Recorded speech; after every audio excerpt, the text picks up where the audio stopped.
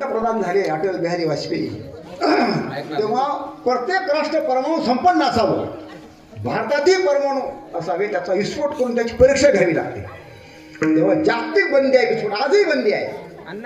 विस्फोट आजही करता बोलू नका, आजही बंदी आहे.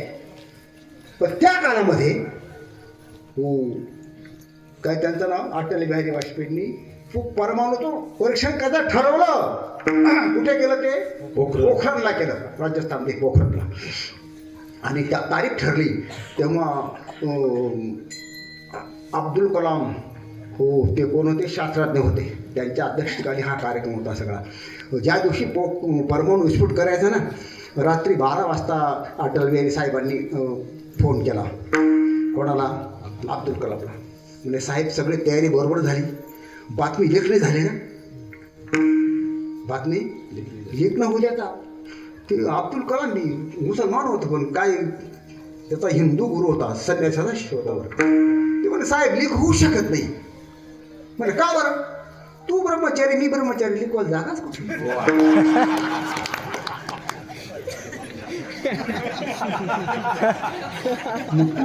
तुमच्याकडे कसं मी तसे असणार. या सिक्रेट बातम्या असतात त्या काही खात्री. ऐका, जो अभंग सेवेकरता निवडला आज मी, हा अभंग तुकोबारायांचा आहे. आणि हा अभंग का निवडला तर त्याचं कारण तुम्हाला सांगतो. ऐका, मौल ज्ञानोबारायांना ह्या 2025च्या गोकुळाष्टमीला 750 वर्ष झाले जयंतीला, त्यांच्या जन्माला. किती झाले? 750. सप्तशतकोत्तर सुवर्ण महोत्सव सगळ्या महाराष्ट्रात सुरू आहे. कळतं का तुम्हाला? 700 वर्षानंतर 50 वर्ष म्हणजे 750 वर्ष. म्हणजे ज्ञानेश्वर महाराजांचा जन्म होऊन 750 वर्ष. आणि ते हे जे वर्ष आहे, या वर्षात सगळ्या, आता मला वाटतं शासनाने सुद्धा सप्ताह केला नेवाशाला मोठा सरकारी, सगळीकडे सगळ्या महाराष्ट्रात सप्ते सुरू आहेत. हो. आणि मौली ज्ञानोबा यांचं वर्णन चालू आहे सगळीकडे, म्हणून मीही ज्ञानोबा यांचं वर्णन करणारा अभंग या शब्दाकरता घेतला आहे. विशेष म्हणजे आता पर्व मौलीचं समाधी आहे ना, माऊलीची काय परवा? समाधी सोहळ्याची समाधी आहे, हे एक मोठं कारण आहे. आणि माऊलींचा महाराष्ट्रभर जयकार होत आहे, म्हणून माऊलींचं वर्णन करणारा हा अभंग आहे. विठाला विठाला.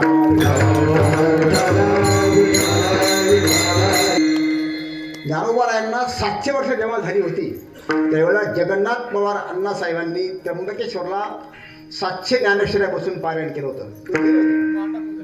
तुम्ही होते का? नशीब हो, मी होतो का तिथं? आपली तो ओळख नव्हती, मी पण होतो तिथं. तुमची वळवळची सगळी संस्था होती. 700 लोक पारायणाला बसले होते. म्हणजे 1975 मधली गोष्ट आहे. किती?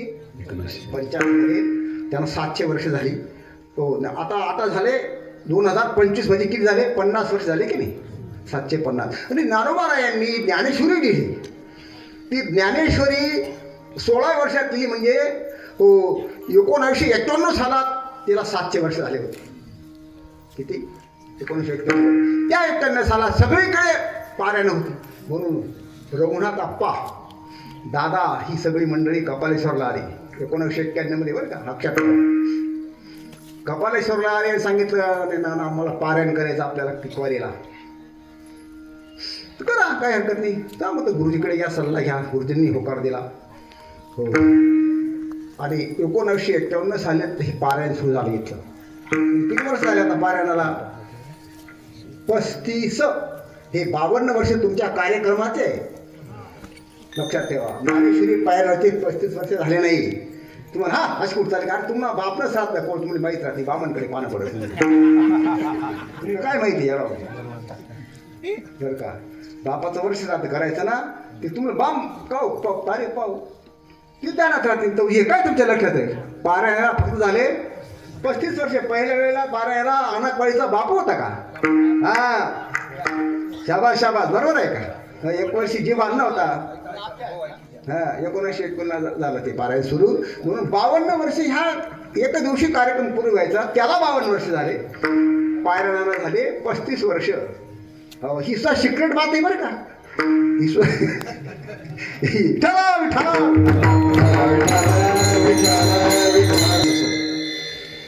750 वर्षे माऊलीनं झाले ज्ञानोबरायांना, आणि म्हणून ज्ञानोबरायांचं एक ओझरत वर्णन करणं अभंग आहे. तर ज्ञानोबरायांचं नाव नाही अभंगात, संतांचं वर्णन आहे. विशेष प्रकारे काही ओळी पुढे सांगेल तुम्हाला मी. असं आहे, संतांचं अभंगात कुठेच नाव नाही. अभंग असा एक नाविन्यपूर्ण वेगळा वेगळा अभंग आहे. असं आहे, लक्षण प्रमाणाभ्याम वस्तू सिद्धी ही. कोणतीही वस्तू प्रत्यक्ष पाहावी लागत नाही, तिचं लक्षण ऐकलं की कळून जातं आपल्याला. आई मागच्या दारात भाकरी करते आहे, मोठं लांब असं घर आहे, आणि पुढच्या दारात कोणीतरी काहीतरी म्हणताय. आई म्हणते, बाळा बाबा पायऱ्या कोण आहे दारात? तेव्हा त्या दारामध्ये उभा असतो अशी उंच टोपी, मंदिरासारखी टोपी घातलेला, त्याच्यावर मोराची पिसं लावलेली आहेत, गुडघ्यापर्यंत झगा आहे, हातात टाळा आहेत, चिपळ्या आहेत, अशी पासोडी गाळात आहे, मंदिराची टोपी असते बरं का. त्याची टोप्याचे प्रकार आहेत, आपल्या तोच काय टोप्या, हात कापून जाईल कोणाचा पुढे कोणाला. मुसलमानाची कोण टोपी असते, आणि तोच काय टोपी मंदिर टोपीवाला कोण असतो? वासुदेव. गोप्याने बरं का, तो कोणी गोप्या करत नाही बिचारा, तो वासुदेव आहे.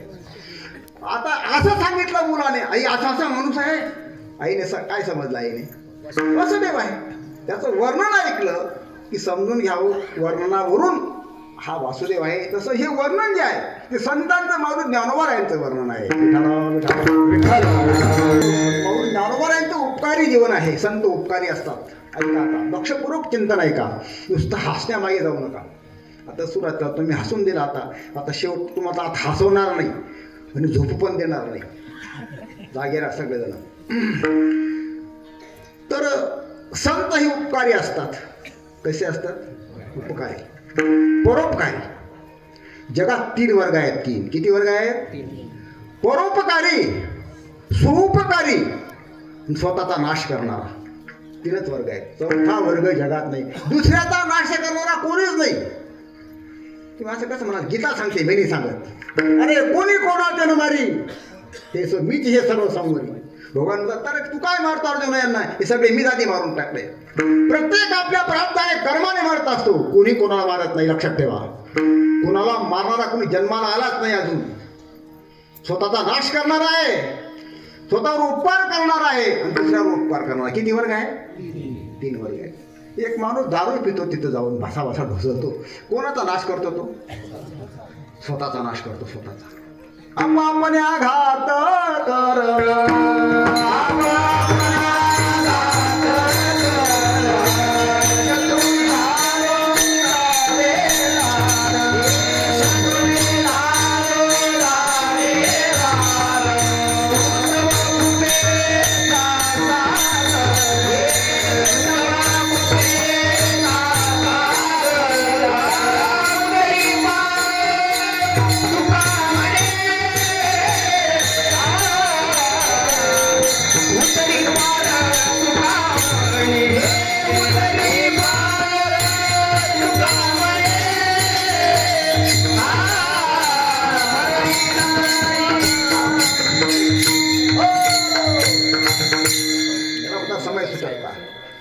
नाही आठवलं बंद राहायचं नाही, नुसतं करून द्यायचं.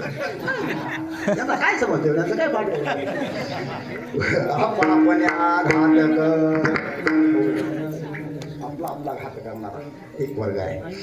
स्वतःवर उपकार करणारा एक वर्ग आहे, दुसऱ्यावर उपकार करणारा एक वर्ग आहे. दुसऱ्यावर उपकार करणारा संतांचा वर्ग आहे, आणि त्या संतांचं वर्णन करणारे असे कितीतरी अभंग आहेत. उपकारासाठी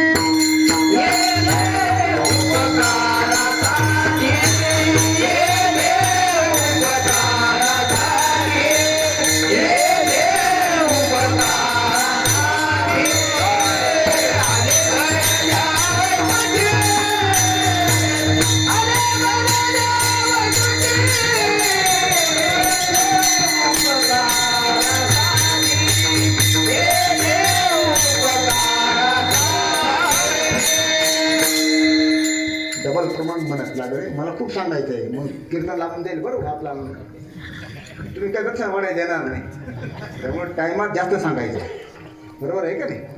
डबल प्रमाण म्हणणे मागे लागून नका तुम्ही. काय चालू होता विषय? तुम्ही दाखता आले का मला? तुमची गाडी लेट येते पण थेट येते.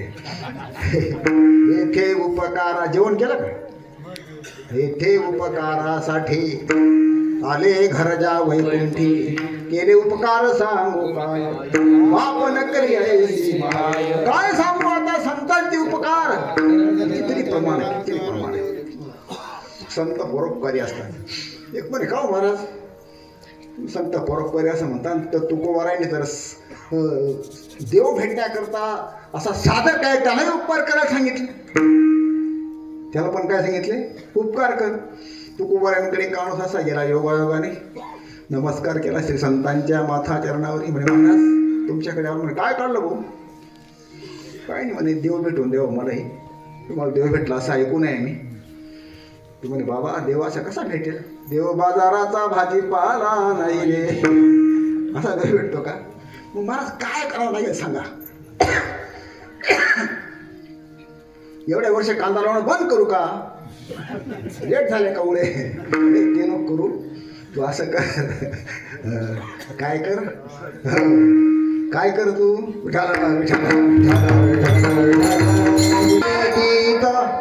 शुद्ध करून या चित्त तुझं व्हावा आहे देव. तरी हा गावे गावे गीत तू काय कर, भाविक अंतःकरणाने देवाचं गीत गा. बस सोपं, अगदी सोपं. जास्त तू भांडणीत पडू नको. तू वस्ताच होता. तू म्हणे महाराज तुला का सोपं आहे का? बाबा बाबा बाबा बाबा तू पांडे होता तोडा. भावे आणि गावे, गावी सोपं आहे का बापू इतकं? माझ्याकडे भजन शिकायला होते आपण, ते तू रामांना आणि ते सगळे होते. ते आता बापूर पाळी आली का ते बापूला सोर नाही, ते दाताच करते, हा करते. काय सोर लागतो गायला? गायला काय लागतो? पण स्वर हा ईश्वरी देणगी आहे, कोणालाही शिकून स्वर येत नाही. पण तुकाराम महाराज म्हणे भावे आणि गावे. कसं काय गावे? सहा सांगितला तो दह लावून देतो, कसा भावे गावे? आणि भाव जेव्हा असतो तेव्हा गाता येत नाही, आणि गाऊ लागला का भाव राहत नाही. लक्षात ठेवा. जेव्हा भाव झाला अंतःकरणात ना स्वर चुकून जातो, स्वरभंग होऊन जातो, नेत्रातून पाणी येतं, डोळ्यातून हो हृदय भरून येतं, कुठे स्वर राहतो? जेव्हा स्वरात गायला लागला तेव्हा भाव राहत नाही. महाराज हा अवघड आहे हो, सोपं सांगा. चॅप्टर होतो असं करतो. अनेकांचे कानी गुणदोष मना नानी. नानी म्हणजे नाना नानी नाही बरं का. मनात दुसऱ्याचे गुणदोष कानात ऐकू नको, मनात येऊ देऊ नको. म्हणे बाबा बाबा बाबा बाबा इतका अवघड, असं काय शक्य आहे महाराज? दुसऱ्याच्या गुणदोषाचा उकिरडाव करल्याशिवाय आमचं पोटच भरत नाही ना. पुढे गेलं आवडते ते तोंडावर गोड म्हणतो, माग गेला का मागून गोडा लावतो. असे सगळे लोक आहेत, वेगळे लोक आहेत ते. असे डबल मुखोटे ते मुखोटे, असे मुखोटे आहेत लोकांना. काय सांगू तुम्हाला, कोणीच कोणाला चांगलं म्हणत नाही. मला चांगलं म्हणते, तुम्ही काय चांगलं म्हणते? हो सगळं टाकून दिलं तिथं, एवढी सेवा करतो तरी सुद्धा भोगणारे आहेत. हो तुकोबारायांना चांगलं म्हटलंय लोकांनी, तुला काय इथली काय गोट आहे? तर महाराज नाही नाही अवघड आहे ते, सोपं सांगा. तुकाराम महाराज असं करतो, काय कर मस्त संतांच्या देवळावर नतमस्तक हो, बस तुला देव भेटून जाईल. म्हणजे बाबा बाबा बाबा एवढं अवघड कसं काय अवघड आहे? अरे संत ओळखण्याकरता संत लावावं लागतं. संत ओळखता येतात का आपल्याला? नाही ना. कोण संत? मौली ज्ञानोबा नाही. संत ते कवन, संत ते कवन, हे जाण विखुन केशिराजा. कोण संत आहे? हो संतांची ओळख होणं अत्यंत. तुका म्हणे अंगी व्हावे ते आपण, तरी महिमा नाही. संत ओळखणार. संत एकनिष्ठ देवाशी असतो. शेतकरी म्हटला की कष्ट, शिकारी म्हटला की नष्ट, पुढारी म्हटला का भ्रष्ट, शेतकरी म्हटला का कष्ट, आणि संत असला का एकनिष्ठ. हो कोण एकनिष्ठ आहे? संत ओळखणं अत्यंत कठीण आहे महाराज. संत ओळखून मग नमस्कार होईल. संत ओळखू येतो कसं काय नमस्कार करू? सोपं सांगा बाबा, सोपं सांगा. तुकाराम महाराज म्हणे असं करा. काय सांगितलं महाराजांनी? वेची ते वचन, गोड गोड, काही करू नको, देणे राहे समाधान. तो म्हणे महाराज कायम कायम गोड बोलून चालत नाही, कधी कधी वाकडं बोटच करावं लागतं. तुमच्या मेरूला एखादा ढोर चारायला तुम्ही हो तुला पाय पड असं म्हणता तुम्ही असं पाय पड नाही हो घोडा वाकडबोट करावं लागतं ना सगळ्यात कसं काय गोड बोलून कसं चालेल महाराज अवघड आहे महाराज त्याने चालत हो सोपं सांगा तुकाराम शेवटी सांगतात तुकाराम म्हणे फार थोडा करे परोपकार देव भेटण्याकरता परोपकार काय सांगितला तुकोबारायांनी आणि तुम्ही काय सांगितलं संत परोपकार करतात ते कसं काय साधकालाही परोपकार सांगितला तुकोबारायांनी लक्षात ठेवा साधकाला जरी परोपकार सांगितला असला तरी तो परोपकार आत्मकल्याणाकरताच आहे लक्षात ठेवा कशा करता आहे हो तुकोबारायांनी किती परोपकार सांगितला थोडा नाही हो आधी फार सांगितलं तू लक्ष असतं थोडा आधी सांगितलं आधी काय सांगितलं फार परोपकार कर नाही तर थोडा तरी कर थोडा परोपकार करून होईल का गोळावडा कुटका दिला भिकाऱ्याला शेळा कुटका विमानील का वरून हा नाहीये ना एक साधून शिष्य भीक मागून राहिले होते गेला ओम भवती भिक्षां देही हो ती बाईने आणली ना भाऊ राख चुलातली राखच टाकून दिली पिठामध्ये साधू म्हणे हो हो कल्याण वस्तू पुत्रवती भाऊ अशी शिष्य म्हणे बाबा तुमच्या डोळ्यांचा का नंबरवाला कोणता तुम्हाला जाऊ नाही नाशिकला बापू त्यानं करा नाही म्हणे काय झालं अरे राख टाकते पाहिजे राख डोळीमध्ये तुम्ही कसं काय ते म्हणे अरे याला काही देणार नव्हती राख तरी दिली नाही उद्या टाक देईल परवा थाली टाक देईल काही देतात देत आहे तसं थोडा परोपकार करायला सांगितला थोडा करता करता तुम्ही जास्त कराल कापूस करणार नाही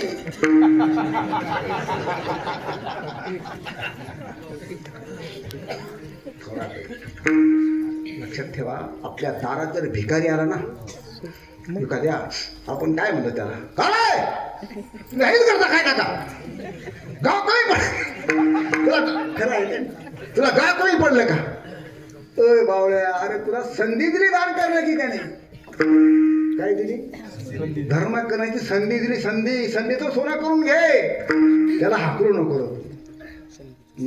संधीचं काय केलं पाहिजे मी तुम्हाला असं विचारतो अमेरिकेत कोणीच जाता नाही अमेरिकेत आपल्या भारतात रतन टाटा म्हणून काय दातृत्व होतं त्या टाटाचं अमेरिकेत असं ऐका तुम्ही ऐकलं का अमेरिकेत हा माणूस दाता असं ऐकलंय का म्हणून कोण सांगतं बरं कारण घेताच कोण नाही हो म्हणून दाता नाही घेता असो मग दाता असतो आपल्याकडे आपल्या दारात घेता आला ना आपण दाता होऊन जायचं असतं पण आपण ते करतच नाही हे घर दिसलं का घेता हो संधी आली आपल्या दारात संधी लक्षात ठेवा तुकोबार यांनी जरी सांगितलं असेल परोपकार कर तर तो परोपकार आपल्या कल्याणाकरताच परोपकार आहे तो परोपकाराकरता परोपकार नाही तुला देव पाहिजे ना देव भेटणं म्हणजे आत्मकल्याण करणं त्याच्याकरता परोपकार आहे वाटतं आपल्याला आपण परोपकार करतो पण नाही परोपकार करतो तुम्हाला सांगतो बा थोडं शास्त्रीय चिंतन मांडतो 2 मिनिटात पटलं तर ह्या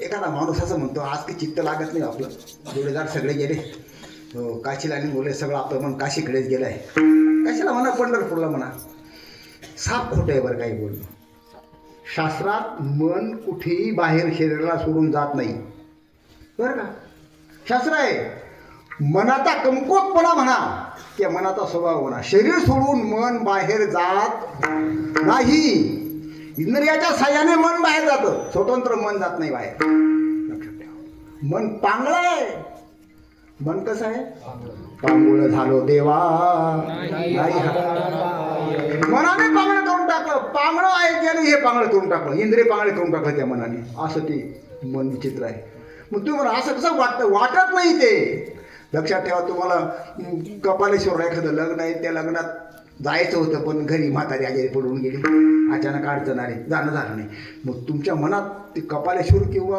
एखादं मंगल कार्यालय घ्या एखादं कोणतं इकडचं कोणतं चांगलं मंगल कार्यालयाचं नाव पाठ नाही तुमचे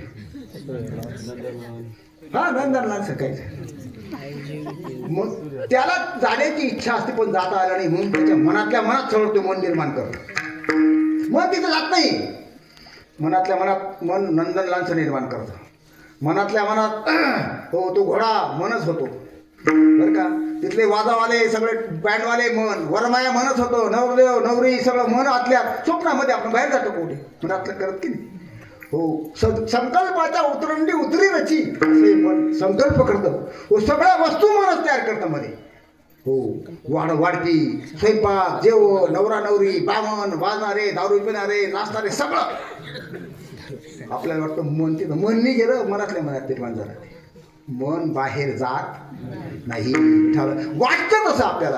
हो आपण परमार्थ करतो आपण पुण्य करतो पण नाही बरं का नाही करत आपण. ज्ञानोबांची मी सांगतो एक ज्ञानेश्वर महाराज असं म्हणतात विठाला जैसा दानशील पुरुषू वेचकपणेची संचकू तैसा वे रुखू वेयू तसा वे हा रुखू आळवे. 15 अध्यायातली उभे मौल ज्ञानोबा यांची काय ज्ञानोबा यांनी दृष्टांत द्यावे. संसार सारखा क्षरणार आहे पण तो नित्य वाटतो. उदाहरण दिलं ती कोलती असते का हातातून भितूक की असं भितूक असं फिरू असं भितूक एकटा ठिकाणाचं पण गोल चक्कर दिसतो आपल्याला दिसतो की. त्याचं कारण काय वेग वेग संसाराला खूप वेग आहे सरणार आहे पण तो अव्यय नित्य असं वाटतं. कशाप्रमाणे जसा एखादा माणूस खूप धर्म करतो असं वाटतो मग तो धर्म करीत नाही तो गोळा करतो. लक्षात ठेवा एखादा माणूस अन्नदान करतो धनदान करतो पण अन्न आणि धन हे सगळं नाशिवंत आहे. सकाळची उघरी संध्याकाळी आंबून जाते आहे का नाही. धन पण नष्ट होऊन जातं. पण तो माणूस अन्नदान धनदान करणारा माणूस पुण्य गोळा करतो. वेचकपणे तू संचकू वेच करताना वाटतो पण तो पुण्य करू नाशिवंत वस्तू देतो आणि शाश्वत वस्तू घेतो. म्हणजे तो काय करतो स्वार्थी आहे का नाही. तो आपल्याला वाटतो नाही हो बसा परमार्थ आहे त्याचा बसा दान करू. अरे दान नाही करतो पुण्य गोळा करतो. तो पुण्य गोळा करतो पुण्याकरता तो करतो. हो तो परमार्थ करत नाही तो स्वार्थ करतो स्वार्थ. विठाला विठाला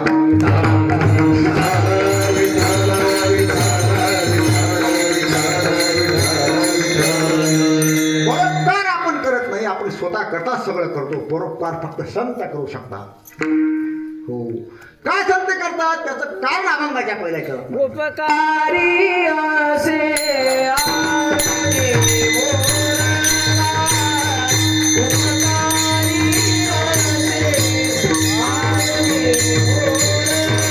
उपकारी असे आरोनी उरला. हे चरण कळायला थोडं अवघड आहे बरं का. आरोनी शब्दच कळत नाही.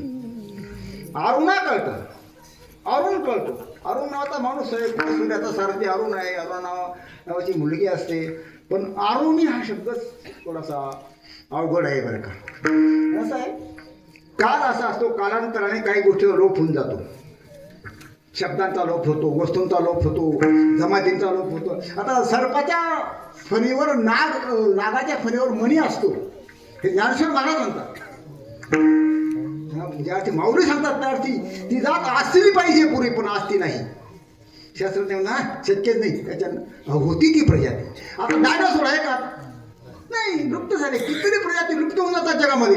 कितीतरी शब्द व्यवहारातले लुप्त होऊन जातात. आता मी तुम्हाला विचारलं तुम्हाला वडक कणपट माहीत शकते वडक कणपट सोडे काय करायला माहिती तुला वाजणार आहे तुला वडक कणपट माहिती आहे हाय माहिती चौर माहिती आहे का नाही चौर. अरे अडगुड मडगू 3 लाख जोडगडू 1 लाकूड पडगो धोरण खाली पडगो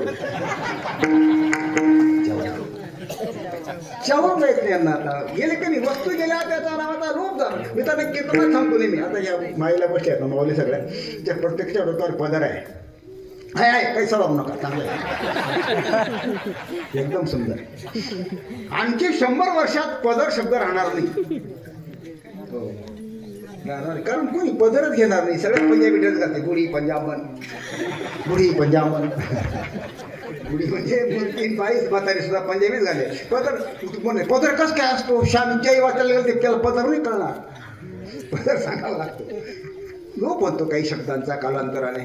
तसं आरोणी हा जो शब्द आहे अभंगात हा थोडा कठीण आहे.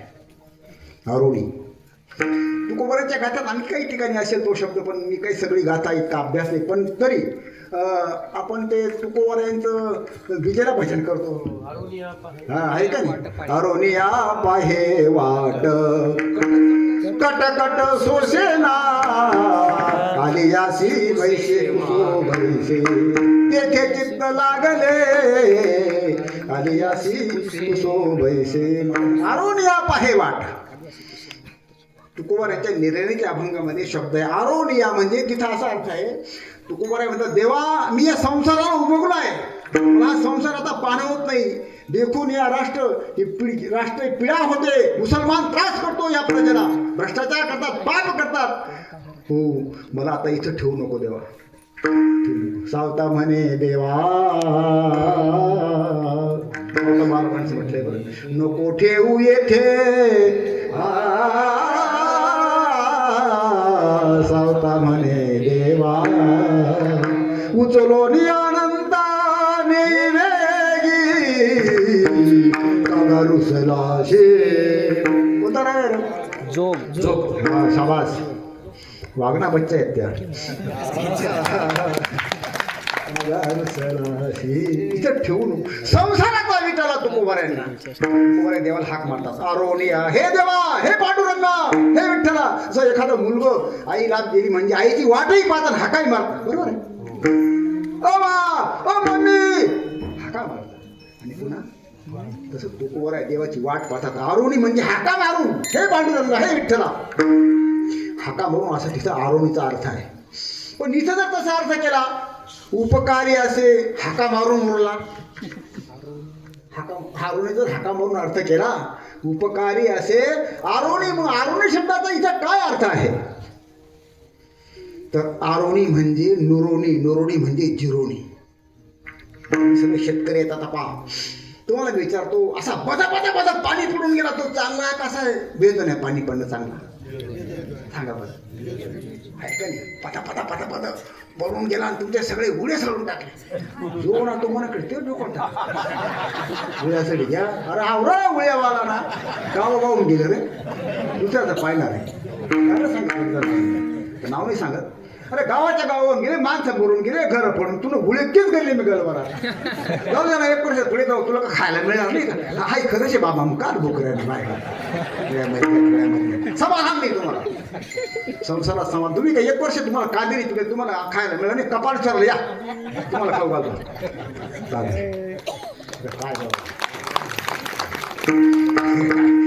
जिरोनी कोणतं पाणी पाहिजे असा भेदुन्या भेदुन्या. तो पाणी जिरून त्या खालच्या पाऱ्यापर्यंत जातो, वर येतो. मुरून कुठे येतो?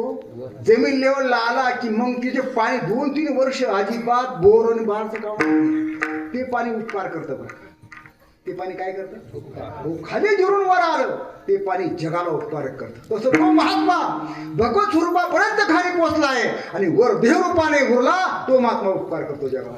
त्याला म्हणतात आरोग्य. विठाला विठाला विठाला. काही गोड अर्थ आहे. आरोग्याचा अर्थ काय गोड आहे. हो आपण शास्त्राने आपल्याला सांगितलं आहे ना, हो धर्म करा, तीर्थयात्रा करा. शास्त्र सांगतं जव हे सकळ सिद्ध आहे.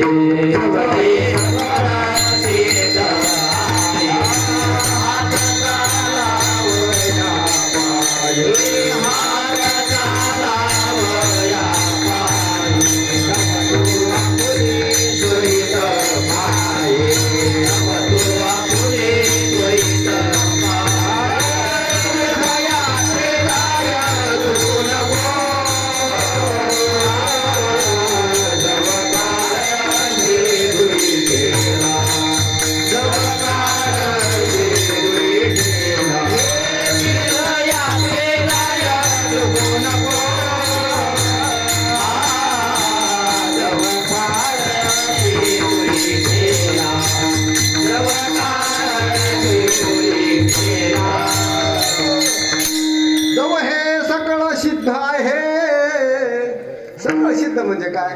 हातपाय आहे, ताकद आहे, सत्ता आहे. तोपर्यंत सत्ता गेली काही चालणार नाही. म्हातारा झाला मग काय धर्म करशील तू? मुलांच्या ताब्यात गेल्यावर असे तोपर्यंत धर्म करून घ्या. तीर्थयात्रा करून या, हात चालावाया पाय, तीर्थयात्रा करा. कशा करता करा? उपकार करण्याकरता, आपल्या करता करा, उपकार करण्याकरता नाही. शास्त्र सांगतं नामचिंतन करा, हरिमुखे म्हणा, हरिमुखे म्हणा, ज्ञाती घराना. कशा करता करा? उपकार कर, देवावर उपकार करण्याकरता नाही ना, आपल्या करताच करणार. एक म्हणे हा 3 भाकरी खाई गो, उपकार केला का? होय चोद्या 3 खाऊन गेला. भाकरीवर उपकार नाही केला तू. हा तांब्या 3-4 तांब्या पाणी पिऊन गेलो, उपकार केला पाण्यावर, तुझ्या करता केलं. तू नामचिंतन केलं, हरिपाठ केलं, पारायण कशा करता करायचं? ज्ञानेश्वरीचं गावावर उपकार करण्याकरता करता तुम्ही पारायण. हो जीवन ना, गावावर उपकार नाही, आपल्या कल्याणाकरता पारायण आहे. हो आपल्याकडे धर्म कशा करतात? तीर्थयात्रा कशा करतात? त्याच्या का आपल्या कल्याणाकरता. दान धर्म कशा? तुम्ही आता पंक्ती घालता, उपकार करता का लोकांना?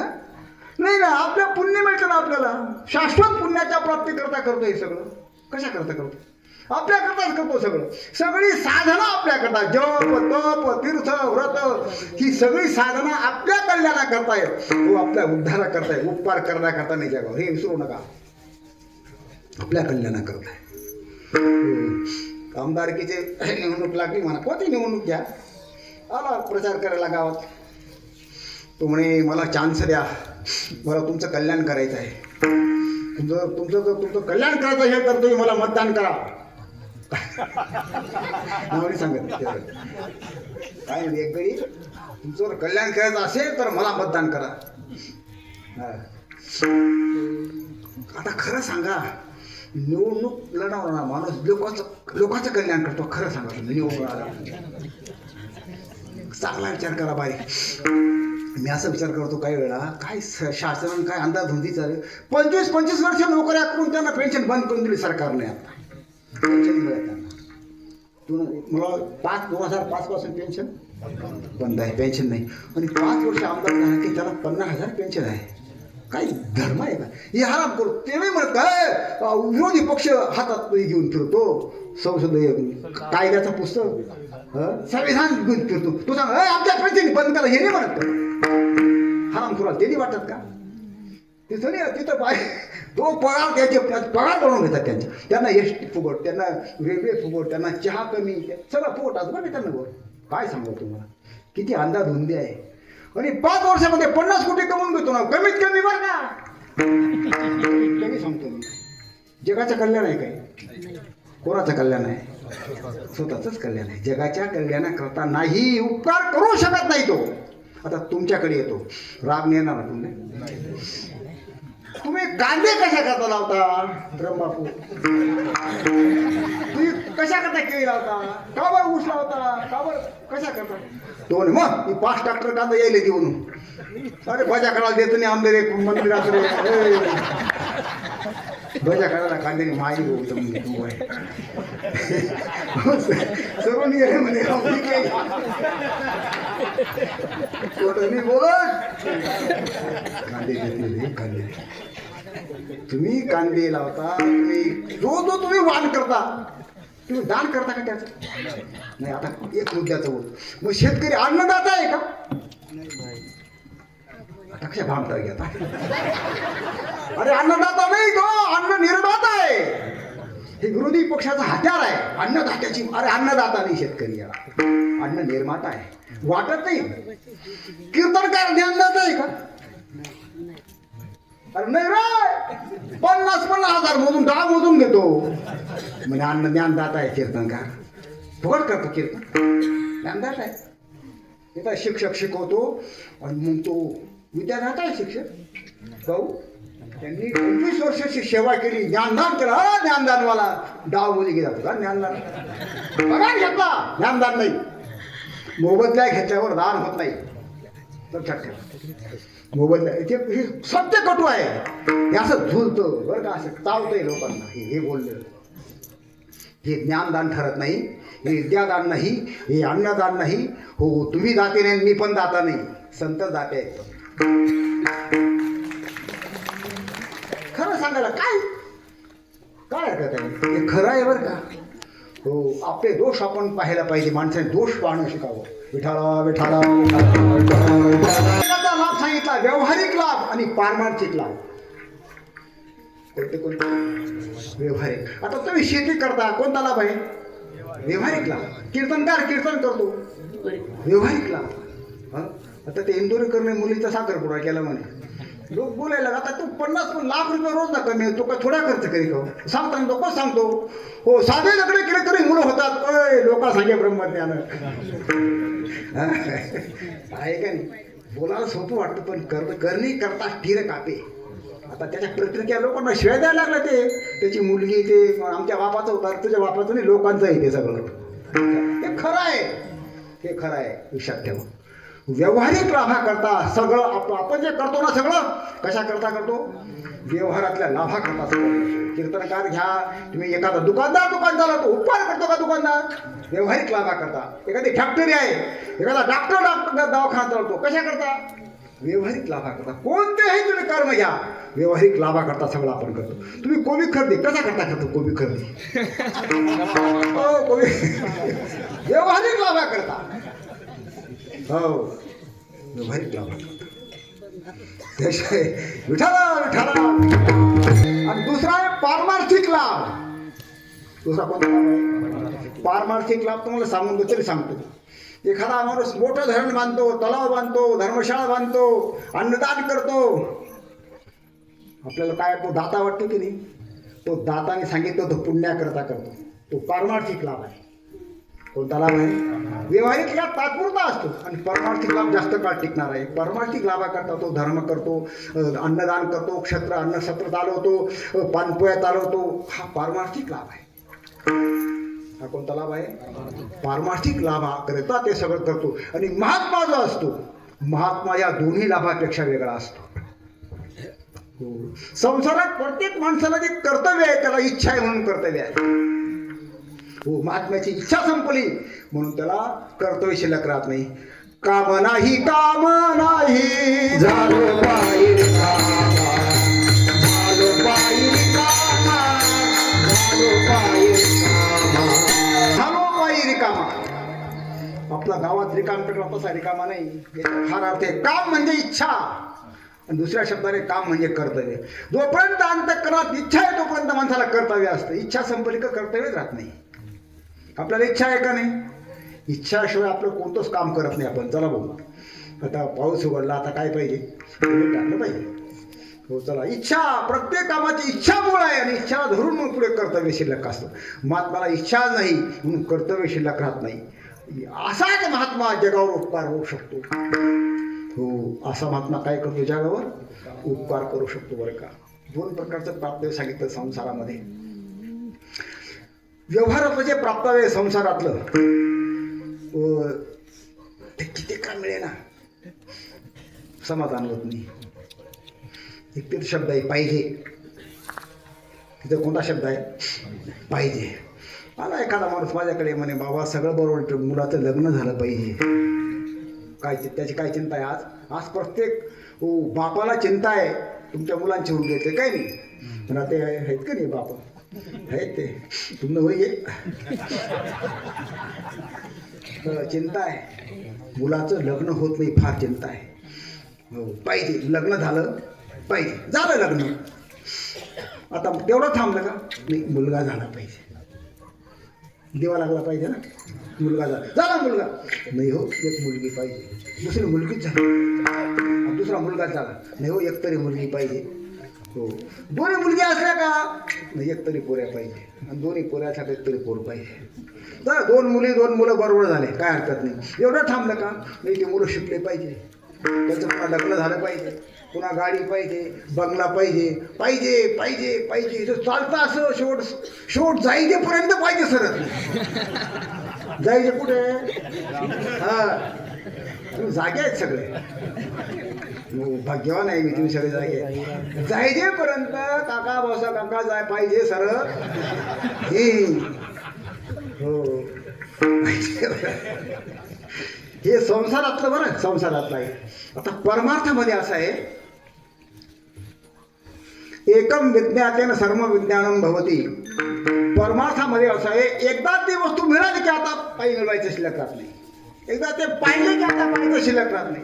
एकदा जाणलं की त्याला जाण्याचं शिल्लक राहत नाही. अशी एक गोष्ट याच्याकरता एक इतिहास सांगितला जातो. आपल्या वेदामध्ये उद्दालक नावाचे ऋषी होऊन गेले. कोणते ऋषी? उद्दालक ऋषी. तर उद्दालकाविषयी असं नक्की फार जुनी गोष्ट आहे ती. काहीच म्हणणं अरुणीच उद्दालक आहे. अरुणचा धडा वाचलाय तुम्ही? अदरशिष्य अरुणी आता बांधावर आडवा पडला होता. अरुणच उद्दालक आहे. काहीच म्हणणं अरुणचा पुत्र उद्दालक आहे. या भानगडीत पडायचं नाही आपण. ते ध्यानाला एक नारायण बुवा होता. कोणी सांगितलं म्हणे का बाबा श्रावण बापा नाव काय तो म्हणे भाकरी भाजी तपास करी म्हणे. आम्ही श्रावण नाही गरज से राम बापने काय करायचं असं रिकमट्या वस्तू रिकमटा म्हणा करून म्हातारा कडक म्हातारा होता. त्या म्हाताऱ्याचा मुलगा फौजदार होता. आपल्या भवाड्याचा तो पोलीस त्याने लावला होता बरं तुमचं नेवला. हा ते फौजदाराने लावला होता. तपास करून टाक मामा होता ना द्याना ना म्हणून सांगितलं. खरंच बरं का.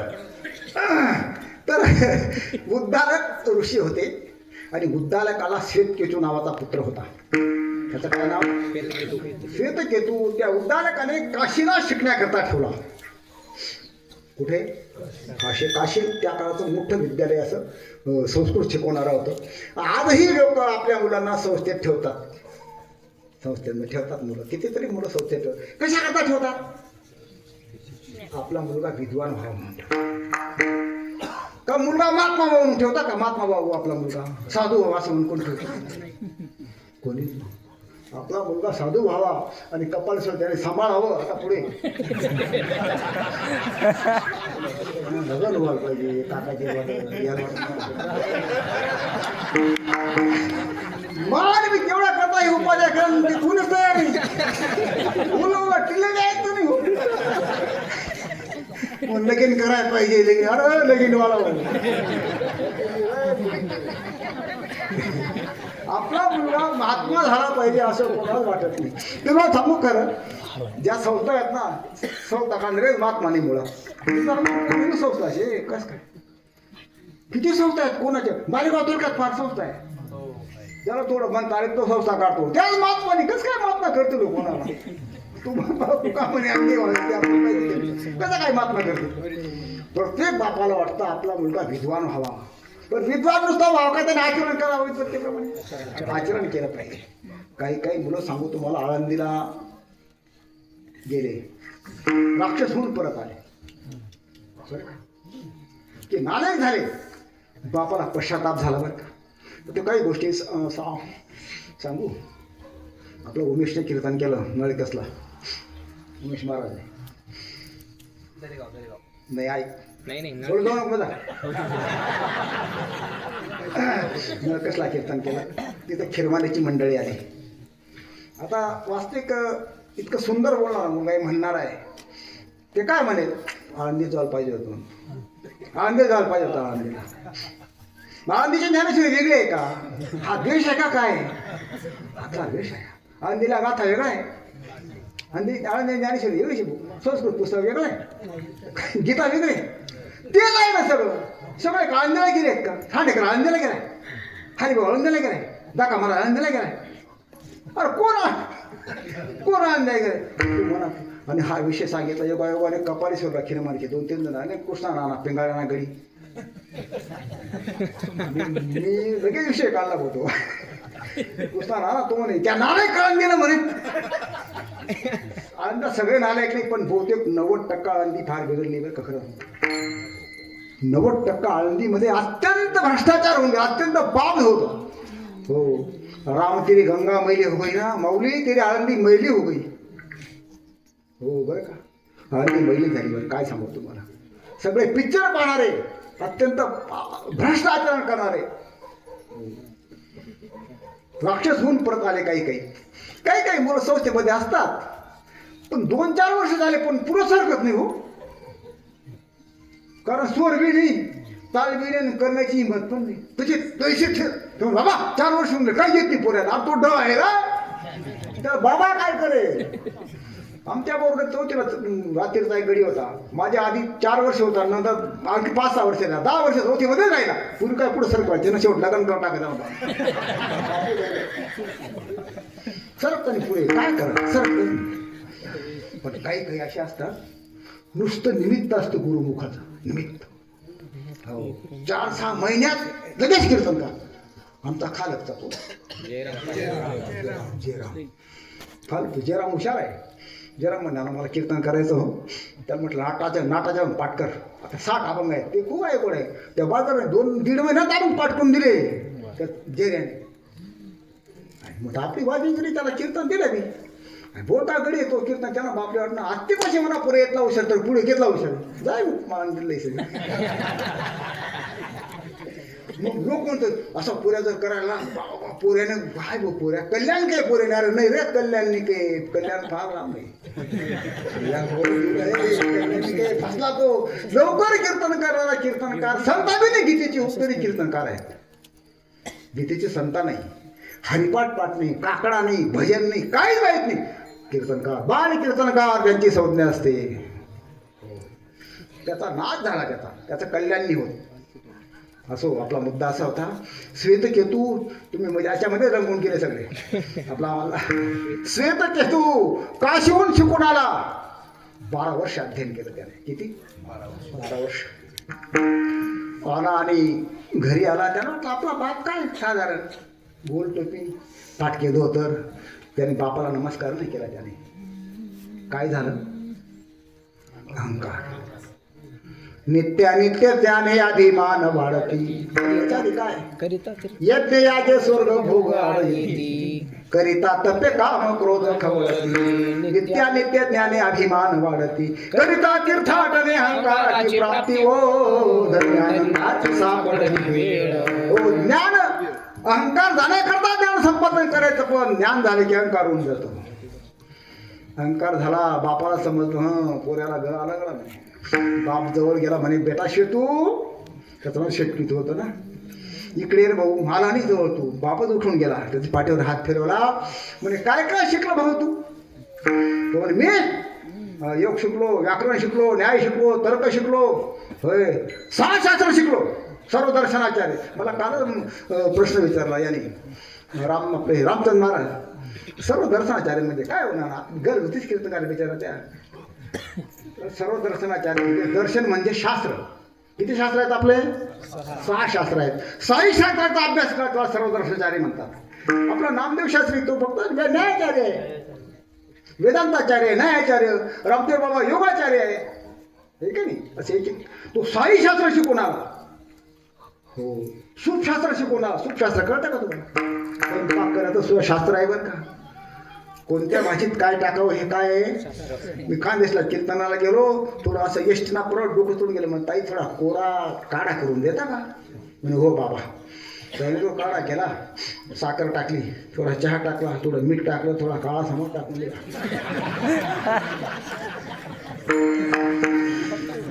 ताई कसं काय काढा.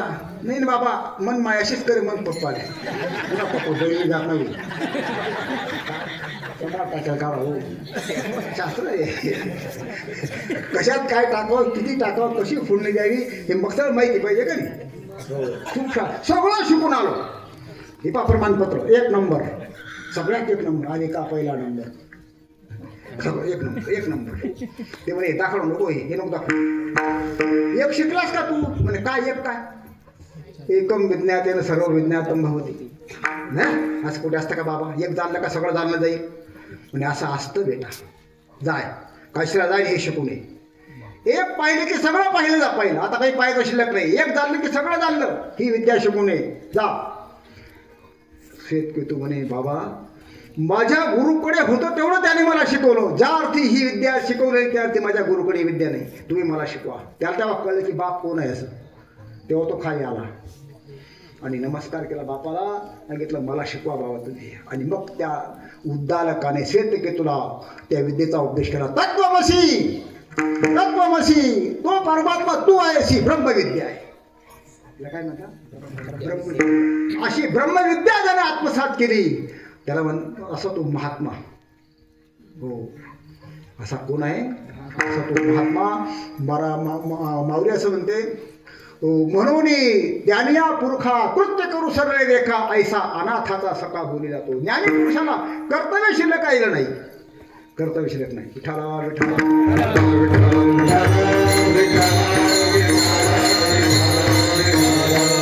विश्रांतीला पावलेला महात्मा येतो. आता निश्चित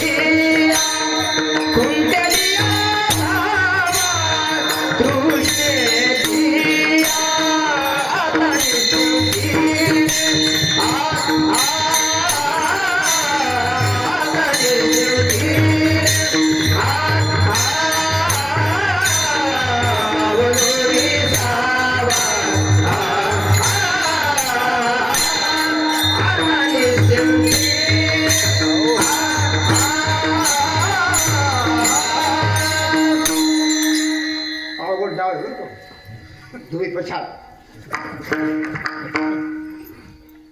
बापू या साड्या चालीने चांगला चांगला चित्र जात साप 4.5 मातीचं चाले.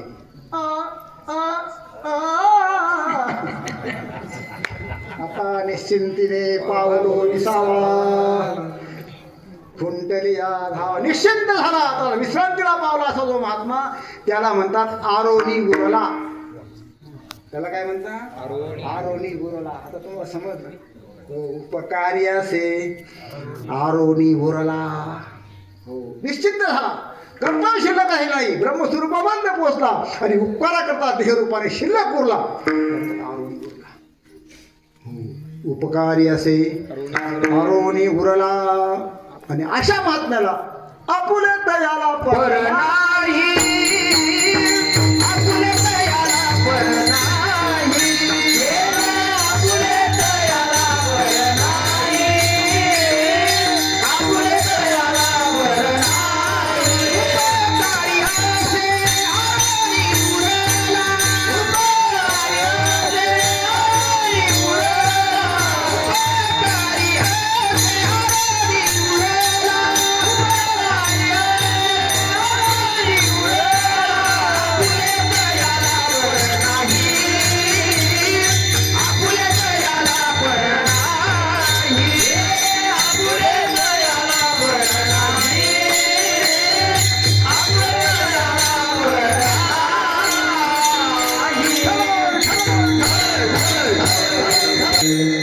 काय नाही त्याला आपुले दयाला नाही. आपला आणि परका हा भेद तिथं शिल्लक राहिलेला त्यालाच म्हणतात आरोनी उरला.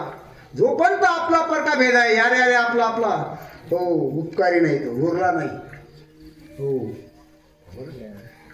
बावरे असले का त्याविषयी चिखली रुतली गाये, धड भागडन पाहे, तेलाही होय काला भुला. काला का काला मोडायचा बरं, काला भुला म्हणजे असा कावरा वारा. चिखलामध्ये गाय रुतून गेली, ती आपली आहे का दुसऱ्याची आहे हे पाहत नाही, ती दूध देते का खाटी आहे हे पाहत नाही, ती म्हातारी का तरुण हे पाहत नाही. ती गाय काढण्याकरता तो तळमळ करतो. त्याच्या अंतःकरणात अपार दया आहे, दया आहे दया.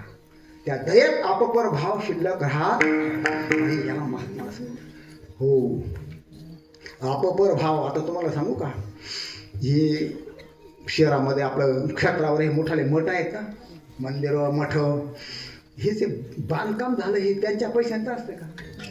अरे कुठून कुठून सगळा महाराष्ट्र फिरून हिंडून पावत्या फाडून फाडून पैसे जमा करून हे मठ बांधतात लोक. आता मठ झाला म्हणजे तिथे एक दिंडी आहे, गादी स्थापन झाली एक प्रकारची. ती काय झाली? मग तर तो महाराज जर म्हातारा झाला त्या मठावर आता कोण मालक करायचं? कोण करतात बरं? कोण करतात? कोणी बसून देतात? नाही बरं का. तुम्हाला हळू सांगतो, सिक्रेट पोट सांगतो, सिक्रेट. भगवानगडावर आता कोण आहे? नामदेव शास्त्री. त्यांनी जाहीर करून दिला दुसरा, पण तो जाहीर केला, सत्ता सोडली नाही अजून. तर भगवानगडावर पूर्वी भगवान महाराजच होते पहिले. कोणत्या? वंजारी होते, वंजारी. बरं का. आता भगवान बाबा अचानक वारले आणि मग त्या गादीवर आता कोणाला बसवायचं? त्या भागात तो परिसरामध्ये खूप भाविक लोक आहेत. 900 एकर जमीन आहे भगवानगडाची. बघा किती. आणि मग त्या काळात दांडेकर मामा वगैरे भीमसिंग महाराज गडकरी राजपूत होते. राजपूत भीमसिंग महाराज राजपूत समाजाचे होते ते.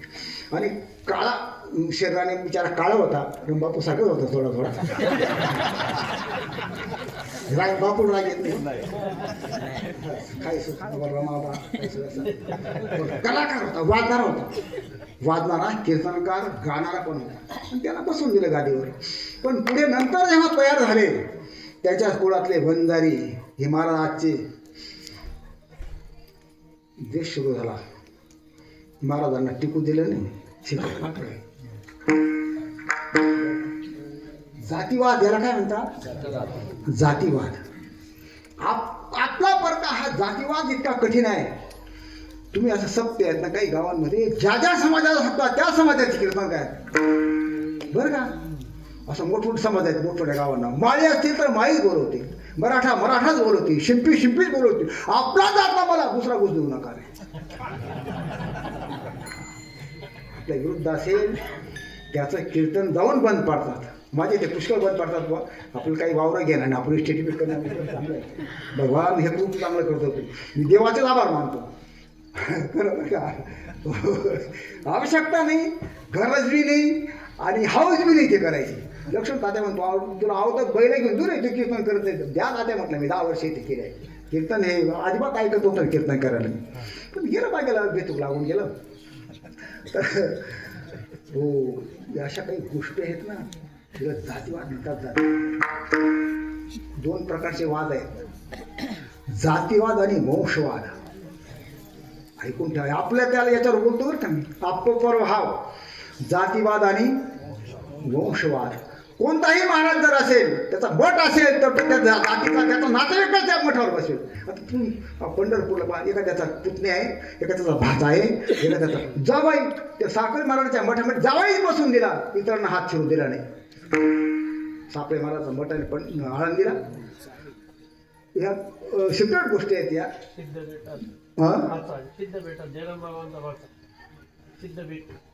जयरामबाबाचा वारसा भात आहे. हा मग म्हणजे असा जातीवाद आहे. जातीवाद, जातीचा पाहिजे, आपला नातेवाईक पाहिजे. हो, वंशवाद. कोणता वाद आहे? वंशवाद. आपल्याच वंशातला असेल. हो, असा वंशवाद आहे. बरं हो, कठीण काम आहे. वंशवाद, जातीवाद इतकं बोकळलं आहे. खरं तर परमार्थ हा जातीवाद टाकण्याकरता परमार्थ आहे बरं का. संतांनी हा जातीवाद जावा म्हणून परमार्थ सुरू केला. पण जातीवाद शासनही वाढवतो आणि परमार्थामध्ये भयंकर जातीवाद वाढून गेला. पैसा गोळा करताना जातीवादात का ते? अरे कोंबडीवाला साखर आहे ना, खाटकीला पैसा चालत नको. खाटकीचा चालतो पैसा गोळा करताना, खाटकीचा चालतो, कोंबडीवाल्याचा चालतो, कोणाचाही चालतो. सुद्धा काय हा चालतं, चल पैसा दे. सुटकामध्येही चालतो पण मठ देताना मात्र कोणालाही देत नाही. बरं, हा जातीवाद अपप्रभाव आहे. आपल्या देशामध्ये भरत नावाचा राजा होऊन गेला. त्याला 100 मुलं होती, पण लायक नसल्यामुळे त्याने आपल्या पुत्राला राज्य दिलं नाही, काढून दिले ते. म्हणून त्याचं नाव आज शिल्लक आहे. विठाला विठाला विठाला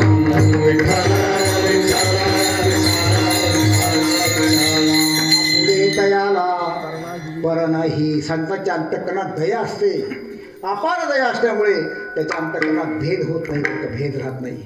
दया करणे जे पुत्रासी एकी दासा मेलासी एका रंगले गांगले त्यासी म्हणे गो आपुले. तात्पर्य अपारी पर दोही नाही. असा जो महात्मा असतो तो काय करतो? दुसऱ्याच्या लाभावरी घ्यावे, लाभावरी घ्यावे,